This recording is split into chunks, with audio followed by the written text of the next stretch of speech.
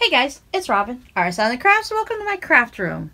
This is my Whip It Wednesday video where I show you whatever craft project I've worked on last week, whether it's a little itty bitty bit or I've worked on it for a long time. Now since it was Thanksgiving last week, I kind of dabbled here and there, worked on a few projects. I didn't work on as many projects as I usually do, but the projects I did work on, I think I put good amount of progress on. This is the Crewel embroidery project that I'm working on for somebody else. Finishing it up. I was not happy with the way that this was laying up here. Right now I have it all stretched out as you would see it as if it was being stretched out on the canvas or in the frame or whatever.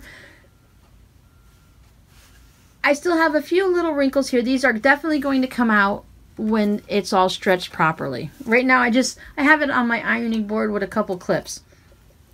But I took out as much as I could up through here and I redid a lot of it. I'm pretty pleased with the way it's looking right now, and everything's going to lay really nice when it goes into the frame. I did some progress down here on the boat. I've got the boy and most of the boat done. I've gotten working on the waves down here, and I have these little clouds down at this section done. So this is looking really nice. I put several hours into this last week, and now I just have to finish off down here. This whole section of the boat is white with some blue up there, and then I just have to finish dabbling. I'm just doing like grab one color like the gray blue and I put that in, and then I put some white in, and then I put the dark in, and it just wherever my hoop happens to fit I fill in that area with each color. So I'm just working my way down here, and when I go ahead and take the clips off you can see how everything's laying much nicer here than it was last time.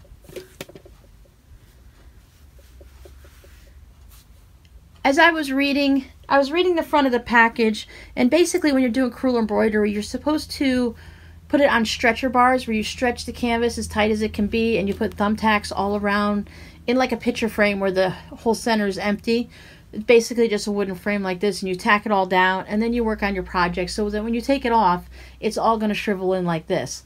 And then when you go and you frame it, you're going to be putting it on stretcher bars again permanently, and then you're going to be pulling it all back out.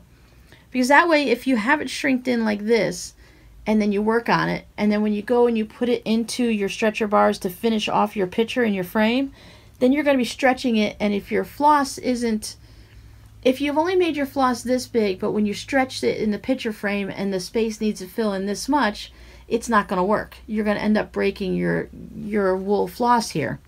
So I've done this all. I don't have the stretcher frame to put it in, but I've been putting it in a hoop, and I've been keeping it nice and tight, so everything's working out really well.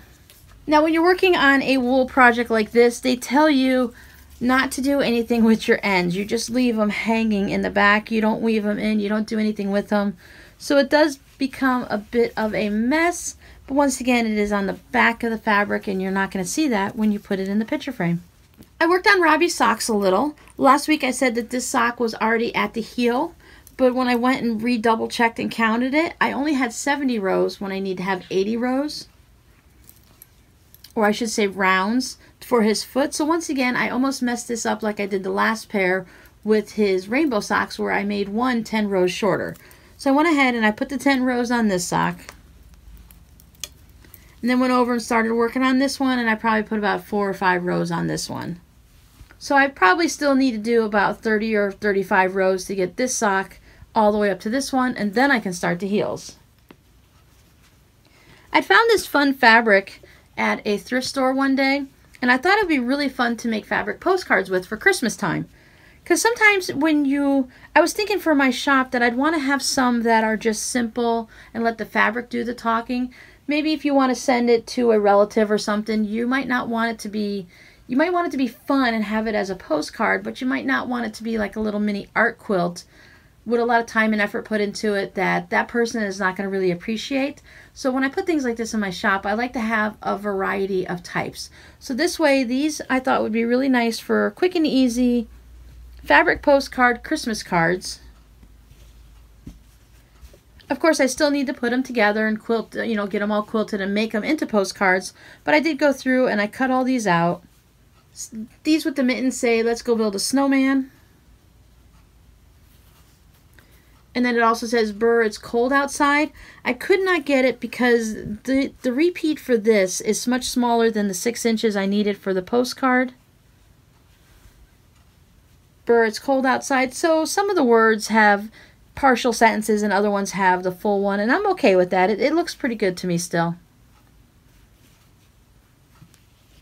And that'll be good for people that may not celebrate Christmas but want to do something for a winter theme, just to have the mittens with the border on it like that. So those are going to be fun. I went back to my dishcloth knitting and I finished off this one red one. Nothing too exciting there. Although dishcloths are fun and exciting because for those that like to use them for their dishes, they're very, very useful. I didn't get to spend much time working on my daughter's bed runner, but I did get to go ahead and cut out some strips to start doing some of the in between the stars. So I went and pulled out as much of the blue fabric as I could, and I cut 2.5 by about 6 1/4. I want to have, since I made 6-inch squares, I'm thinking I'm making, you know, the 3 stripes. I noticed that most of my red and blue fabric was made for string quilting, string blocks, and I didn't want to go through and do the whole paper piecing and string piecing and all that to go in between our stars. So I went and just pulled this out for now and see if I can get enough blocks out of this to finish it off. I am working on a penguin hat for a customer. I got as far as making the black hat with the ear flaps. I have to go make some big white crocheted eyes to go in there, some little tufts of hair up there, and then I need to make the braids that come down here. This one will definitely be done and probably in the mail before I talk to you next week, so I'll have to do a little separate video and show you some pictures. Oh, you can see really well here that crochet hats do tend to breathe a little. I think they're thicker than a knit hat, but with all the little extra, it's not like I put holes in the hat, it's just where the stitches go through. I mean, when you're looking at it, you really can't tell, but when that light shines through, you can really see it. I made a couple quilt blocks. I decided that I'm just going to play with some patterns here and there whenever I feel like it. Make a 12.5-inch quilt block, and then I can have it in my stash. I'm going to make one, I think, with batiks, and then one with just my scrap fabrics. And then eventually, whenever I need a quick quilt, or I just feel like making something and not, maybe I want to practice something with quilting without actually making the blocks, I can just pull those out and just whip together a quilt. I've already sent the other one out to someone else, so let me go ahead and put a picture of that up for you. It's basically just a wonky star with white fabric and the stars made out of these batiks.